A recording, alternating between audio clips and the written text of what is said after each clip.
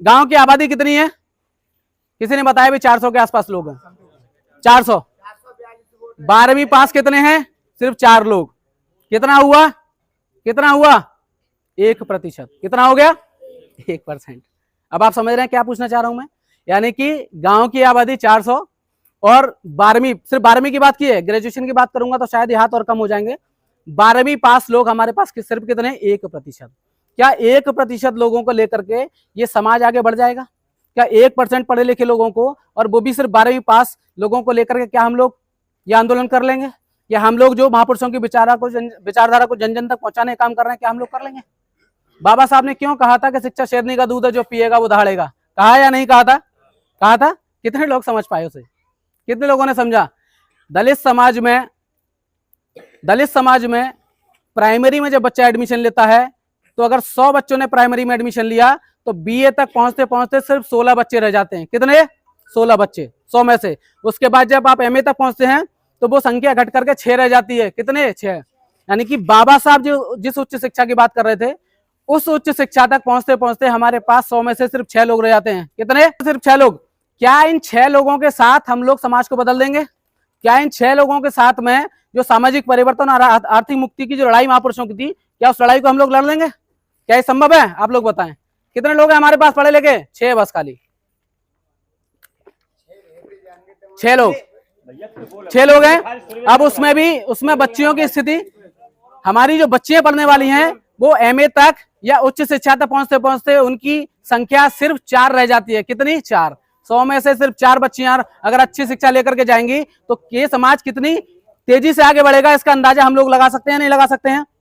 बाबा साहब अम्बेडकर यही हमें समझा रहे थे।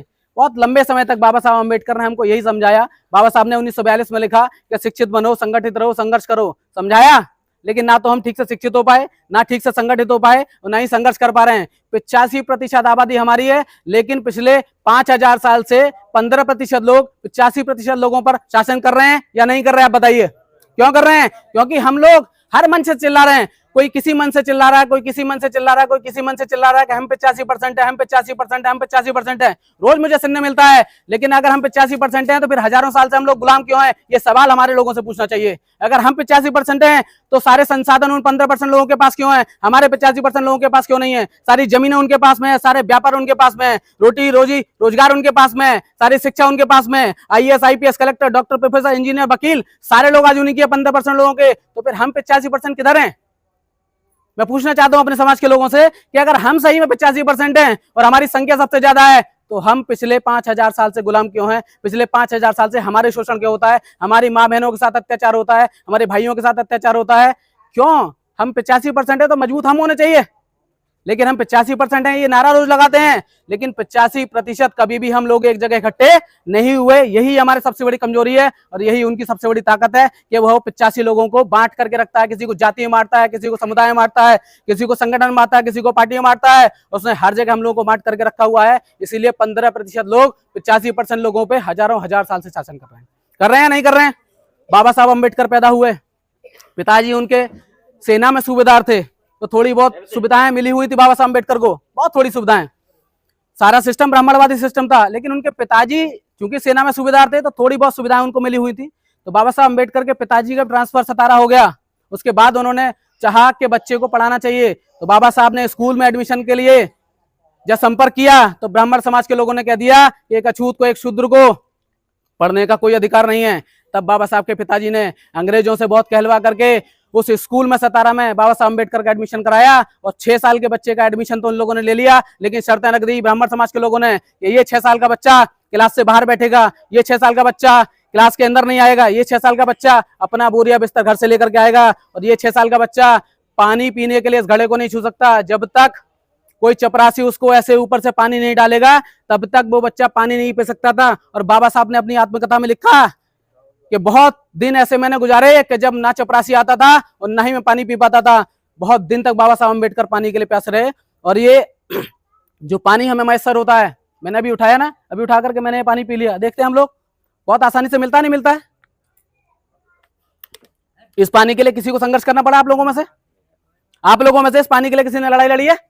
हम सोचते हैं कि सबके घर में नल होंगे, होंगे ज्यादातर, बहुत सारे लोगों के घर में समरसेबल हैं, थोड़ा सा और आगे निकल के तो हमने आरओ प्यूरिफायर वगैरह भी लगा लिया, है या नहीं है? लेकिन कभी हम में से किसी ने सोचा कि एक महापुरुष ऐसा भी था जिसने हमें ये पानी पिलाने के लिए एक भारी आंदोलन किया। बाबा साहब अम्बेडकर ने 1927 में महाड़ में, नासिक में एक आंदोलन किया, उसको महाड़ सत्याग्रह बोला गया। बाबा साहब ने हजारों हजार अनुयायियों को लेकर के महाड़ तालाब की तरफ जब बाबा साहब अम्बेडकर बढ़े और बाबा साहब अम्बेडकर ने पानी को इस तरीके से छुआ और ये कहा कि अगर हम भी इंसान हैं तो ऊंची जाति की तरह, लोगों की तरह हम भी इसी तालाब पे पानी पियेंगे जिस तालाब पे ऊंची जाति के लोग पानी पीते हैं। और बाबा साहब ने वो आंदोलन किया। और बाबा साहब जैसे ही पता लगा ऊंची जाति के लोगों को तो हजारों हजार की संख्या में वो लोग लाठी डंडे लेकर के आए और बाबा साहब का सर 1927 में फट गया। इसी पानी को, जो पानी आज हम लोग आसानी से पी लेते हैं, इस पानी को हम तक पहुंचाने के लिए आज से ठीक 100 साल पहले एक महापुरुष था जिसने अपने आप को पूरा खपा दिया। और बाबा साहब ने कहा उस महाड़ सत्याग्रह में, हमारी जो माँ बहनें बैठी हैं, तो मैं देखता हूं कि साड़ी पहन करके बैठी हैं, हमें यही नहीं पता कि साड़ी पहनने का अधिकार किसने दिया। 1927 में उसी महाड़ सत्याग्रह में बाबा साहब अम्बेडकर ने कहा कि जैसे ऊंची जाति की महिलाएं साड़ी पहनती हैं उसी तरीके से मेरे समाज की महिलाएं साड़ी पहनेंगी। उसके बाद 1927 के बाद हमारी माँ और बहनों साड़ी पहनना शुरू किया। 1927 से पहले, 100 साल से पहले अगर आप जाएंगे तो कोई भी हमारी माँ बहन साड़ी तक नहीं पहनती थी। ये अधिकार किसी को नहीं था। ये अधिकार अगर किसी ने दिया तो बाबा साहब अम्बेडकर ने दिया 1927 में। उसके बाद हमारी माँ और बहनें साड़ी पहनना शुरू किया है। लेकिन हम लोगों को, ज्यादातर हम लोगों को पता नहीं है वो इतिहास, क्योंकि हजारों हजार साल से वो इतिहास छुपा दिया गया। जब कलम उनके हाथ में थी तो इस इतिहास लिखने का अधिकार उनके हाथ में आया। लेकिन जब कलम हमारे पुरखे के हाथ में आई, बाबा साहब अम्बेडकर के हाथ में आई, तो आप अंतर देखिए कि पूरी दुनिया 120 से ज्यादा देश ऐसे हैं जब बाबा साहब अम्बेडकर की मूर्ति स्कूल, कॉलेज, यूनिवर्सिटी में लगी हुई है, लाइब्रेरी में लगी हुई है। और बाबा साहब अम्बेडकर को ऐसे ही महान नहीं मानते। मैंने कहा जब उनके हाथ में कलम थी इतिहास लिखने की, तब उन्होंने इतिहास लिखा और ये लिखा कि सबसे ऊपर ब्राह्मण होगा, उसके नीचे क्षत्रिय ठाकुर साहब, उसके नीचे वैश्य बनिया और उसके नीचे शूद्र और अछूत जो दलित हैं वो उसके भी नीचे होंगे। ये उन्होंने इतिहास लिखा और 5000 साल तक इसी इतिहास पर हमको चलाया। लेकिन जब हमारे पुरखे के हाथ में कलम आई, उसके बाद में बाबा साहब अम्बेडकर ने 1950 में संविधान लिखा, तो ये लिख दिया कि आज से कोई ऊंचा नहीं होगा, कोई नीचा नहीं होगा, आज से सारे लोग बराबर होंगे। ये हमारे पुरखे की मानता है। अगर बाबा साहब अम्बेडकर के हाथ में जब कलम आई तो उनके हाथ में इतनी ताकत थी कि 5000 साल की गुलामी का बदला कम से कम 500 साल तक उन लोगों को गुलाम बना करके वो ले सकते थे। लेकिन बाबा साहब अम्बेडकर ने उनको गुलाम नहीं बनाया और उनके लिए भी कहा कि आज से कोई ऊंच नीच नहीं होगी। हजारों साल की हम लोग अपनी पीड़ा, हजारों साल का अपना शोषण हम लोग भुला देते हैं और आज से हम लोग सब समान होंगे। ये 1950 में बाबा साहब अम्बेडकर ने लिखा और सबको बराबर कर दिया। लेकिन बाबा साहब अम्बेडकर ही जानते थे कि मैंने संविधान में सबको बराबरी का अधिकार तो दिया है, लेकिन ऊंची जाति के लोग कभी भी इन लोगों को, जो नीची जाति के मेरे लोग हैं, इनको कभी भी बराबरी का अधिकार नहीं देंगे। इसीलिए बाबा साहब अम्बेडकर अपनी आंखों के सामने 1955 में ये जो आप कानून देखते हैं SC ST एक्ट जिसे बोलते हैं, बाबा साहब ने कहा, अपनी आंखों के सामने ये कानून बनवाया कि अगर कोई मेरे समाज के लोगों को जाति के नाम पे गाली देगा, समुदाय के नाम पे गाली देगा, तो उसके खिलाफ एक सख्त कानून बाबा साहब अम्बेडकर ने बनवा करके दिया। और उसी कानून की बदौलत आज हम लोग सुरक्षित हैं। सुरक्षित हैं या नहीं सुरक्षित हैं? बहुत सुरक्षित हैं। ये कानून बाबा साहब अम्बेडकर ने 1955 में अपने सामने बैठ करके बनवाया, क्योंकि वो जानते थे कि मेरे जाने के बाद दूसरा कोई अम्बेडकर पैदा नहीं होगा, मेरे जाने के बाद दूसरा कोई बाबा साहब पैदा नहीं होगा। इसीलिए हमारी मुक्ति के रास्ते बाबा साहब अम्बेडकर ने, जब तक बाबा साहब अम्बेडकर हमारे साथ रहे, हमारी मुक्ति के रास्ते बाबा साहब अम्बेडकर ने खोले। 1927 में बाबा साहब अम्बेडकर ने जब महाड़ आंदोलन किया, उसके बाद बाबा साहब ने अपने लोगों से कहा कि मैं हिंदू धर्म में सुधार का प्रयास कर रहा हूं, लेकिन जिस दिन मुझे लगेगा कि हिंदू धर्म में सुधार संभव नहीं है, उस दिन मैं हिंदू धर्म को लात मार दूंगा। और इस बात को लेकर के दूसरा आंदोलन बाबा साहब ने 1930 में किया, जो नासिक के कालाराम मंदिर में 20,000 लोगों को बाबा साहब अम्बेडकर मंदिर की तरफ लेकर के गए। तो जब मंदिर का दरवाजा बाबा साहब अम्बेडकर ने खटखटाया तो अंदर से एक ब्राह्मण पुजारी निकल करके आया और उसने कहा कि अम्बेडकर, शूद्रों का और अछूतों का मंदिर में प्रवेश मना है, ये तुमसे पहले कह दिया था। तब बाबा साहब अम्बेडकर ने अपने 20,000 लोगों की तरफ देखा और बोला कि मैंने तुम्हें बहुत बार समझाया कि ये मंदिर तुम्हारे लिए नहीं खुले हैं और इस मंदिर से तुम्हारे विकास के रास्ते नहीं खुलेंगे। तुम्हारे विकास के रास्ते स्कूल से खुलेंगे, कॉलेज से खुलेंगे, यूनिवर्सिटी से खुलेंगे। इसीलिए मैंने कहा कि तुम्हें स्कूल, कॉलेज, यूनिवर्सिटी जाना है, मंदिर नहीं जाना है।